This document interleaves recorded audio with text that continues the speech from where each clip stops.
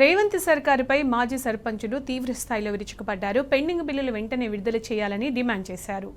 పంచాయతీరాజ్ కార్యాలయం ముందు తెలంగాణ సర్పంచుల సంఘం జేఏసీ ఆందోళన వ్యక్తం చేసింది.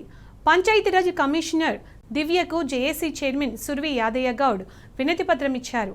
మాజీ సర్పంచులకు బిల్లులు ఇచ్చేలా పంచాయతీ సెక్రటరీలకు ఆదేశాలు ఇవ్వాలని డిమాండ్ చేశారు. వడ్డీకి డబ్బులు తీసుకొచ్చి గ్రామాల్లో సర్పంచులు అభివృద్ధి పనులు చేశారని గుర్తు చేశారు. బిల్లులు రాక కొందరు సర్పంచులు ఆత్మహత్య చేసుకున్నారని ఆవేదన వ్యక్తం చేశారు.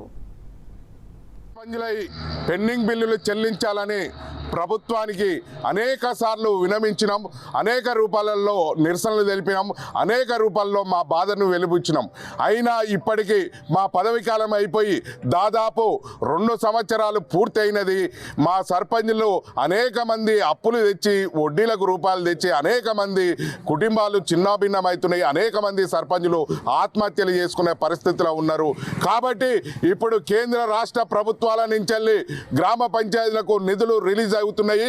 గత ప్రభుత్వంలో ఉన్న పెండింగ్ బిల్లులు కానీ ఈ ప్రభుత్వంలో ఉన్న పెండింగ్ బిల్లులు కానీ చెల్లించాలని కేంద్ర 15th ఫైనాన్స్ నుంచి వచ్చినాయి. ఆ వచ్చిన రూపాలలో మాకు పంచాయతీ సెక్రటరీలకు ఇప్పుడు కొత్తగా గెలిచిన సర్పంచులకు మాకు పైసల పంచాయతీ మొదలైంది.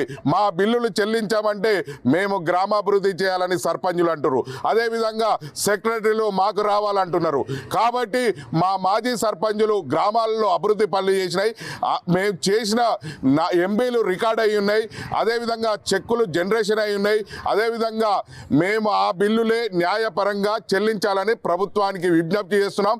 అదేవిధంగా మా బిల్లులు చెల్లించే విధంగా ఒక సర్క్యులర్ ప్రభుత్వం రిలీజ్ చేసి మమ్మల్ని ఆదుకోవాల్సిన బాధ్యత ఈ ప్రభుత్వం పైన ఉన్నది. కాబట్టి ఇవాళ పంచాయతీరాజ్ కార్యాలయం దగ్గరికి వచ్చి మా సర్పంచులం వినతిపత్రం అందజేయడం జరిగింది.